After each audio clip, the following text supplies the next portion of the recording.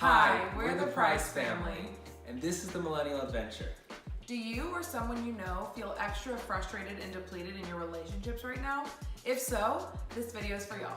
So you may have noticed this trend on Facebook that's kind of all about like toxic relationships. If you haven't seen it, let me kind of explain this to you. Toxic relationships are relationships that don't treat you right, and you're better off in your life without those relationships. And I mean, I do want to say that, first of all, you need a good, solid community surrounding you. You need people who are going to support you and who love you and affirm you. And you don't need people who abuse you or misuse you. However, I think sometimes we're really quick to jump the gun and cut people out of our life because they make us feel depleted, and we say, well, I'm feeling depleted around this person, they're a toxic relationship, let's get rid of them from our life. And I think sometimes the real issue that is in a relationship is not that the relationship is necessarily toxic, but that there's an uncommunicated expectation in that relationship, and the result is you're not being loved the way you need to be loved. Uncommunicated expectations, as I like to call them, the love meter depleters. They are an expectation that you have of somebody in a relationship that you have not told them that you expect this of them. So for instance, if I expect John to take out the trash every time it's full, but I don't tell him that I expect him to do that and I get frustrated about it, he's gonna look at me like, what are you mad about? And I'm gonna say, well, you didn't take the trash out, da, da, da. And he's like, you never asked me to, or you never told me that, this is expected of me.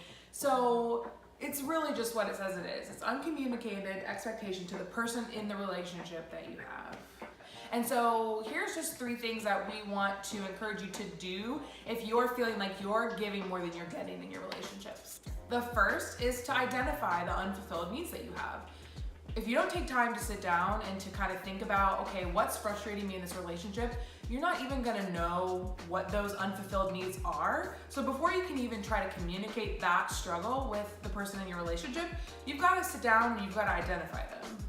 Yeah, and I would say that the first time you try to identify what your needs are, it's probably a little bit difficult because if you've never done it before, you're probably like, oh, this person just really sucks and I hate to be around them.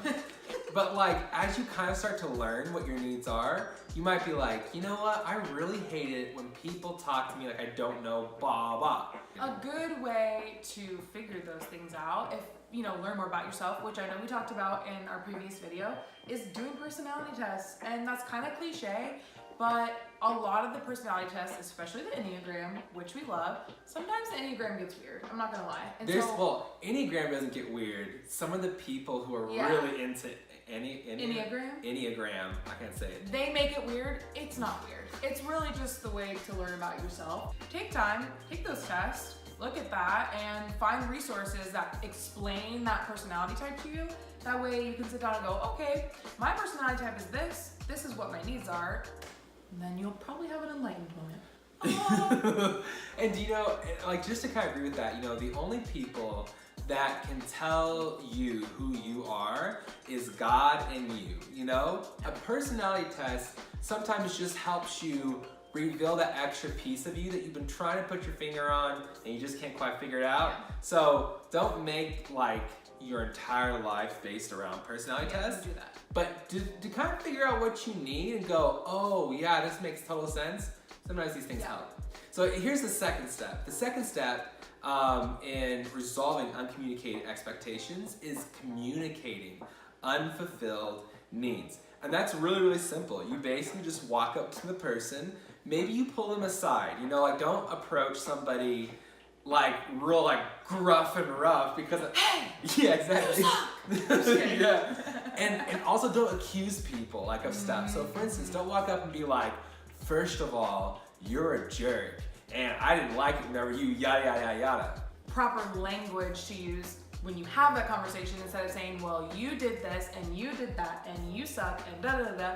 It's I'm feeling this way. This is how, when you act this way, it comes off this way to me. So you're not putting that on them. You're communicating how what they do makes you feel, and they might not even realize what they're doing, or they might not even realize how it makes you feel. So it's not necessarily that they're doing something wrong, it's that maybe they're not even noticing, you know, the way that you talk to me makes me feel this way. So communicate how you feel and not putting the blame on them, because then they're gonna get defensive. They're not gonna wanna talk about it. They're just gonna be like, well, no, I don't do that, etc., etc., etc. Here's the other thing. When you do communicate your unfulfilled needs, you should probably expect them to communicate their unfulfilled needs. The third thing you need to do is to evaluate the situation and the relationship, and you need to know and decide whether you should push forward in that relationship or pull back. Sometimes you'll communicate these things, you'll identify your needs, you'll tell the person, this is how I feel, you're making me feel this way, blah, blah, blah.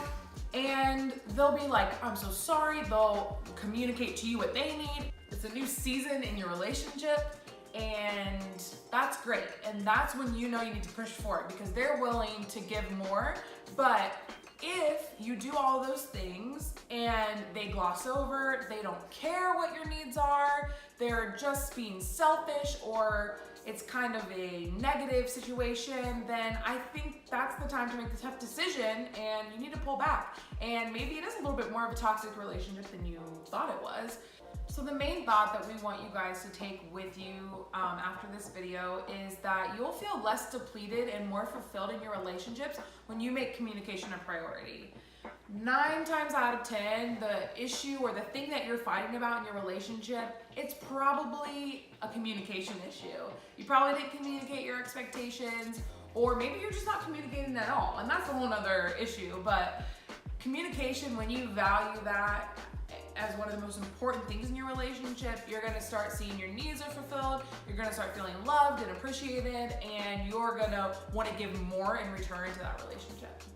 When you were watching this video, did somebody come to your mind that you thought might be dealing with this issue in their relationship? If that's the case, we would love for you to share this video with them, whether they're a millennial or not. Our heart behind this channel is that we wanted to talk about things and do things that reached people and helped them have thriving relationships in their lives. So take a second and share it with them, and also take a second to like and follow and subscribe to all of our different channels. And over the next few weeks, we're going to be continuing this discussion of uncommunicated expectations. So we're talking about marriage next, and arguments and fighting. So thank you for watching. We'll see you next week on The Millennial Venture.